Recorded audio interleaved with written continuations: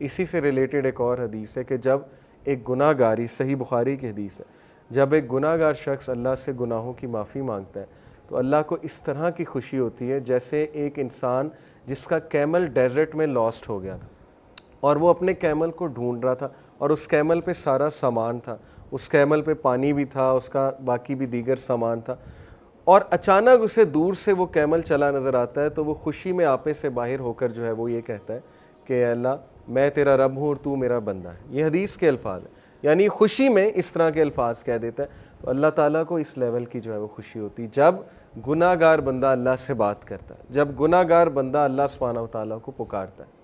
ہمیں آن the other hand شیطان نے جو وصفہ ڈالا ہے کہ تیرے تو اتنے گناہ ہیں، تو اتنا گناہ گار ہے، تو اس قابل ہی نہیں کہ اللہ تک تیری بات پہنچے یا اللہ تجھے رپلائی کریں یا اللہ تیری آواز سنے۔ حدیث تو کمپلیٹلی اس کے برعکس کہہ رہی ہے، حدیث تو کہہ رہی ہے کہ گناہ گار بندہ جب توبہ کرتا ہے اس پر زیادہ خوشی ہوتی ہے اللہ تعالیٰ کو۔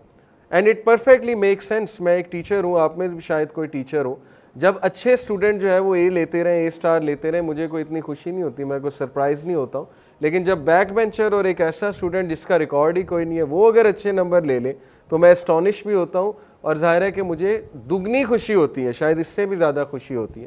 تو it perfectly make sense, okay. تو یہ اسٹونشمنٹ کے بارے میں، اللہ کی اسٹونشمنٹ یہ اللہ کا ایٹریبیوٹ ہے کہ رب اسٹونش ہوتا ہے، اور اسی لیے اللہ نے اپنے عرش پر لکھوایا نا کہ ویریلی مائی کمپیشن اوور کمس مائی رائت، بے شک میری جو نرمی ہے یا میرا جو کمپیشن ہے، میری جو محبت ہے، میری جو مرسی ہے، وہ میرے غصے پر حاوی ہے، وہ میرے غضب پر حاوی ہے۔ اور ایسا ہی ہے، ہم اپنی زندگی کے معاملات دیکھ لیں، اگر اللہ ہمیں ہمارے گناہوں پہ فوراً پکڑ شروع کر دے تو شاید ہم میں سے کوئی بھی زندہ نہ بچے، تو شاید ہم میں سے کوئی بھی جو ہے وہ اس زمین پر چل نہ سکے۔ لیکن کتنے چانسز دیتا ہے، کتنے چانسز دیتا ہے اللہ۔ آپ یہاں سے اندازہ لگا لیں کہ خالد بن ولید کو چانس دیا اللہ نے، ایک ٹائم پہ وہ دشمن ہے رسول اللہ صلی اللہ علیہ وسلم، اگلے ہی ٹائم پہ وہ ایک ایسے کمانڈر بنے کہ ان کے سیف اللہ کا لقب ان کو دیا گیا، حالانکہ ظاہر ہے ایٹ ون مومنٹ گناہ کر رہے ہیں، نبی کے خلاف تلوار نکال رہے ہیں، اس سے بڑا گناہ اور کیا ہے۔ بہت بڑے بڑے گناہ لوگوں سے ہو جاتے ہیں، لیکن اللہ کا دروازہ ہمیشہ کھلا ہے، اللہ کا دروازہ کبھی بند نہیں ہوتا، انسان خود دروازہ بند کرتا ہے، اللہ کبھی دروازہ بند نہیں کرتا، اوکے۔ سو اس کے بعد میں توبہ کی کنڈیشنز کے بارے میں آپ سب سے بات کرنا چاہوں گا۔ بہت ضروری ہے کہ چونکہ توبہ ایک بہترین عمل ہے، بہت بڑا عمل ہے، یہ ہمارے باپ کا عمل ہے، حضرت آدم علیہ السلام کا عمل ہے، تو اٹ از امپورٹنٹ کہ ہم جانیں کہ سنسیئر ریپینٹنس ہوتی کیا ہے۔ اس سے پہلے ایک اور حدیث میں آپ کو سنا دوں، سنسیئر ریپینٹنس کی انشاءاللہ بات کر رہے ہیں۔ سن ڈیو ٹو ڈیزائر، ڈیزائر کی وجہ سے سن اور ایروگنس کی وجہ سے سن، یہ دو مختلف چیزیں، یہ سمجھ لیں۔ ابو نعیم رپورٹڈ، یہ حلیۃ الاولیاء ایک کتاب ہے بہت زبردست، اس میں سلف کے واقعات موجود ہیں۔ ابو نعیم رپورٹڈ سفیان ابن عیینہ رحمہ اللہ sad whoever commits a sin due to desire، جو بھی گناہ کرتا ہے خواہش کی وجہ سے، verily whoever commits a sin due to desire we should hope for his repentance، ہمیں امید ہونی چاہیے کہ اس کا گناہ معاف ہو جائے گا۔ کیوں؟ verily آدم علیہ السلام disobeyed due to desire and he was forgiven، کیونکہ ہمارے باپ آدم علیہ السلام نے ڈیزائر کی وجہ سے، ڈیزائر تھی نا کہ اللہ نے منع کیا ٹری سے نہیں کھانا، سیلف کنٹرول ظاہرہ لوز ہو گیا فار واٹ ایور ریزن، اور ڈیزائر کی وجہ سے جو ہے یا کیوریوسٹی کی وجہ سے ہے گناہ کر بیٹھے۔ تو انہوں نے کہا کہ انہوں نے سفیان ابن عیینہ نے کہ اگر کوئی شخص ڈیزائر کی وجہ سے گناہ کرتا ہے تو اس کی معافی ہے، but if a sin is committed due to pride and arrogance then fear that the perpetrator may be cursed، لیکن اگر کوئی شخص متکبر ہو کر، اور جیسے فرعون تھا انا ربکم الاعلیٰ، تکبر، ایک تو گناہ کر رہا ہے، بچوں کو مار رہا ہے، آگے سے اعلان کر رہا ہے کہ میں رب ہوں، میں زندگی دیتا ہوں، میں موت دیتا ہوں، تو یہ والا جو سن ہے اس کے بارے میں ہے کہ that person will be cursed۔ verily Iblis disobeyed due to pride and he was cursed۔ انہوں نے کہا کتنا خوبصورت کمپیریزن ہے کہ آدم علیہ السلام نے بھی گناہ کیا لیکن وہ گناہ ڈیزائر کی وجہ سے تھا، پھسل گئے، لیکن ابلیس کا جو گناہ تھا وہ تکبر کی وجہ سے تھا، وہ پرائڈ کی وجہ سے تھا، تو وہ کرسڈ ہو گیا، اسی لیے ہم اسے رجیم کہتے ہیں۔ تو اگر آپ کسی کو گناہ میں مبتلا دیکھیں تو اس کو پہلی تو بات جج نہ کریں، کیونکہ وہ شخص سٹرگل کر رہا ہے، وہ کون سا پرائڈ میں کر رہا ہے۔ بہت سے ایسے گناہ ہیں، مسلمان تو پرائڈ میں نہیں کر سکتا، میں نے تو آج تک ایسا مسلمان نہیں دیکھا جو گناہ کر کے جو ہے تکبر کرے کہ میں تو بالکل ٹھیک ہوں. ہاں یہ الگ بات ہے کہ اسے نالج ہی نہیں ہے کہ یہ گناہ کا کام ہے. بہت سے لوگ گناہ کر رہے ہیں, انہیں نالج ہی نہیں ہوتا یہ گناہ ہے. ایسے بھی ویسے بہت کم ہیں, لیکن میجورٹی لوگ جو گناہ کرتے ہیں, جو گناہ میں ملوث ہیں, وہ بیسیکلی ڈیزائر کی وجہ سے ملوث ہیں, اسپیشلی آج کے دور میں خواہش نفسی جسے ہم کہتے ہیں. تو اس کی توبہ بالکل ہے, اللہ کے توبہ کے دروازے جو ہے بالکل کھلیں, اور 6 گھنٹے ہمارے پاس ہوتے ہیں اس سے پہلے کہ ہم ریپینٹنس کریں.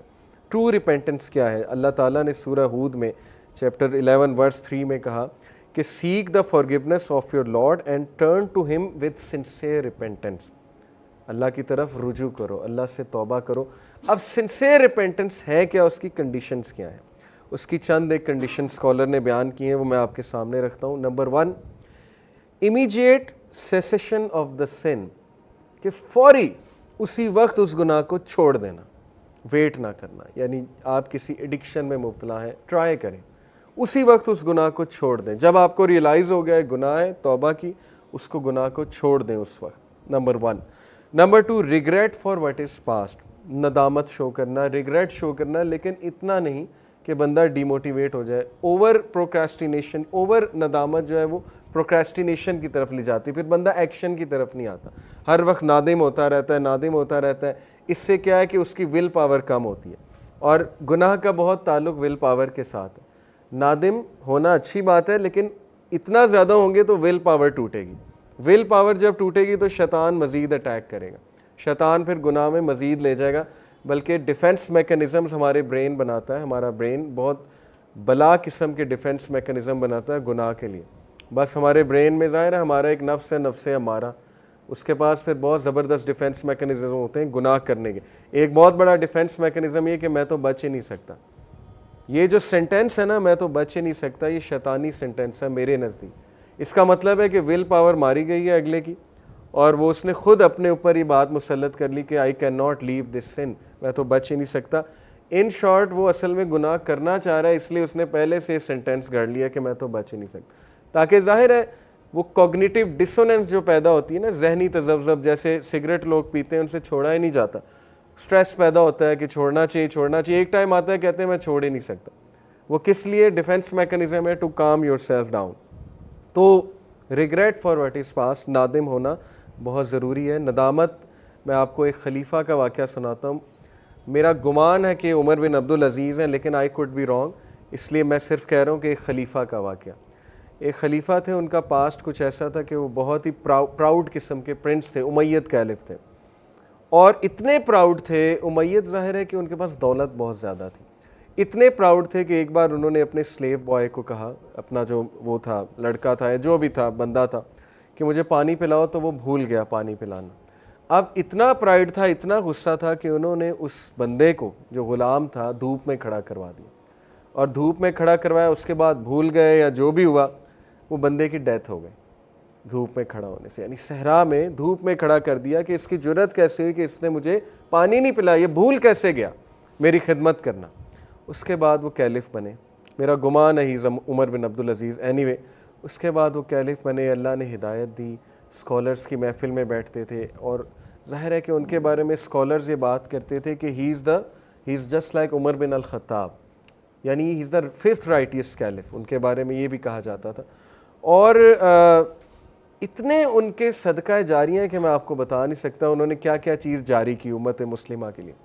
لیکن اکثر ایک اسکالر نے انہیں جو ہے وہ دعا دی کہ کہتے ہیں میں گواہی دیتا ہوں کہ آپ جنتی انسان ہیں. ایک اسکالر نے انہیں کہا, تو ہی اسٹارٹیڈ ٹو کرائے, اور بہت روئے. تو اسکالر نے کہا کہ آپ کے رونے کی وجہ نہیں سمجھ آئی, یہ تو میں نے اچھی بات بتائی ہے. تو ہی سیڈ کہ how can I go to Jannah when he stands in my way, میں کیسے جنت میں جاؤں گا جب وہ شخص میرے سامنے کھڑا ہوا ہے, میری رکاوٹ ہے. یعنی نادم ہونا, ندامت ہے, حالانکہ آئی ایم شیور اللہ تعالیٰ نے انہیں فورگیو کر دیا ہوگا کیونکہ ہی ایکنالجڈ ہز سن, لیکن ندامت اینڈ تک رہی کہ نہیں مجھ سے بہت بڑی زیادتی ہوئی تھی, میں نے بہت جو ہے وہ غلط کام کیا تھا. سو ندامت ہونا یہ اچھی بات ہے, یہ ہمیں ہمبل کرتا ہے. اگر انسان گناہ نہ کرتا تو متکبر بن جاتا, یہ بات یاد رکھیں. لیکن اس کا مطلب نہیں ہم گناہ اب کریں, گناہ ہو جاتے ہیں, اور گناہ جب ہوتے ہیں تو پھر انسان کے لیے ایک لیسن ہوتا ہے, ندامت ہوتی ہے کہ کیسی آکڑ ہے, تم تو گناہ گار انسان ہو, ٹھیک ہے, تو اس لیے ندامت. تیسری جو کنڈیشن ہے determination not to return to the sin. پکی ڈٹرمنیشن آپ میں ہونی چاہیے کہ اب میں نے واپس نہیں جانا گناہ کی طرف. یہ سب سے مشکل سٹیپ ہے. لوگ پہلی دو کر لیتے ہیں, توبہ بھی کر لیتے ہیں, اس کے بعد ریگریٹ بھی کرتے ہیں, ندامت بھی کرتے ہیں, لیکن back of the mind in کے مائنڈ میں ہوتا ہے کہ یہ تو میں دوبارہ کروں ہی کروں, کیونکہ میرے سے تو یہ چھوڑا ہی نہیں جا رہا, میں تو پھسلوں. ٹھیک ہے نا, پہلے ہی ڈیفینس میکانزم بنا لیا. تو یہ ٹرو ریپینٹنس نہیں ہے. لیکن ہیونگ سیڈ اٹ, شیخ صالح المنجد کا آپ کو فتویٰ بتاتا ہوں. ان سے کسی نے پوچھا کہ ٹرو ریپینٹنس کی کنڈیشن ہے کہ دوبارہ اس گناہ کی طرف مت جاؤ. انہوں نے کہا یہ ایسے ہی ہے. تو اس نے کہا کہ لیکن میں تو بار بار جاتا ہوں. تو انہوں نے اس کا بڑا اچھا جواب دیا کہ اگر تو واقعی آپ نے ٹرو ریپینٹنس کی تھی اور آپ کا پکا ارادہ تھا کہ میں نہیں جاؤں گا, اللہ تو نیت جانتا ہے نا, آپ کا پکا ارادہ تھا میں نہیں جاؤں گا, تو وہ والا گناہ ایلیمینیٹ ہو گیا. اس کے بعد جب وہ سیم گناہ آپ نے کیا تو وہ نیو سن کاؤنٹ ہوگا. سمجھ رہے ہیں بات کو, یعنی وہ نیو سن ہے. اب اس کی دوبارہ ویسے سے آپ ریپینٹ کریں گے. لیکن اگر بائی پلان ہے کہ نہیں میں کرتا رہوں گا, توبہ بھی کرتا رہوں گا, مذاق بنا لیا, اگر رولز کو, کچھ رولز کو ہم مذاق بنا لیتے ہیں نا, ہمیں ایک چھوٹ مل گئی, لا سمجھ آ گیا, تو انسان بہت چلاک ہے, اس کے بعد اس کو مس یوز کرتا ہے. تو اگر تو مس یوز کریں گے لاز کو تو پھر زیادہ گناہ کے مرتکب ہوں گے. تو اس لیے یہ بہت امپورٹنٹ سٹیپ ہے ڈٹرمنیشن پہ لوگ فیل ہوتے ہیں. کیوں فیل ہوتے ہیں؟ وہ پلان نہیں بناتے ہیں, ول پاور نہیں ہے, ڈٹرمنڈ نہیں ہے to leave the sun. Determination کیسے آتی ہے؟ لکھ کے, پلان بنا کے, کسی کو بتا کے, وعدہ کر کے, کسی کو شامل کر کے, پورا انالیسس کر کے. دس از ڈٹرمنیشن. یہ تو کوئی ڈٹرمنیشن نہیں کہ پلان ہی کوئی نہیں بنایا. تو ڈٹرمنڈ لوگ جو ہوتے ہیں ان کے ایکشنز بہت زیادہ ہوتے ہیں, یاد رکھیں. اور وہ لکھتے ہیں باقاعدہ کہ میں نے نہیں کرنا یہ سن, میں نے بچنا ہے اس گناہ سے. میں نے کئی نوجوانوں کو ان کے کمروں میں یہ آیت لگاتے دیکھا یونیورسٹی ٹائم پہ, اور آج بھی کچھ ایسے لوگ ہیں جو مجھے بتاتے ہیں کہ انہوں نے ریمائنڈرز لگائے ہوتے ہیں اپنے کمرے میں کہ Allah is watching you, something like this, یا کوئی آیت لگائی ہوتی ہے, ٹھیک ہے, جس سے ان کو فوراً سوچ اس طرف چلی جاتی ہے کہ نہیں گناہ نہیں کرنا, اللہ تعالیٰ دیکھ رہا ہے. اور یہ چیز انہیں موٹیویٹ کرتی ہے. اس کا مطلب ان کی ریپینٹنس ٹرو ہے, سنسیئر ہے, کیونکہ دے آر ڈٹرمنڈ ٹو لیو دا سن. وہ ڈٹرمنڈ ہے گناہ چھوڑنے کے لیے. اوکے.